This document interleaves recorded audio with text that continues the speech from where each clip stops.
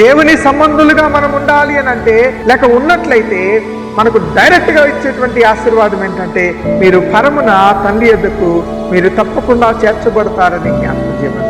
ఈరోజు మనం అందరము దేవునిని ఆరాధించటానికి, దేవుని ధ్యానించటానికి, దేవుని ఆశీర్వాదాలు పొందటానికి మనం వస్తున్నాం, కూర్చుంటున్నాం, వాక్యాన్ని వింటున్నాం, వాక్య ధ్యానంలోనికి వెళ్తున్నాం. కానీ అవన్నీ నెరవేర్చబడి మన జీవితంలో ఆశీర్వాదాల వైపు మనం నడిపించబడాలి. ఆశీర్వాదాలకి కత్తి అయిన దేవుని చెంత మనము వీటిని పొందుకోవాలి అని అంటే, నీవు ఇహలోక మాలిన్యము నీకు అట్టుకోకుండా నీవు చూసుకోవాలి. ఇహలోక మాలిన్యము ఇహలోక సంబంధమైనది.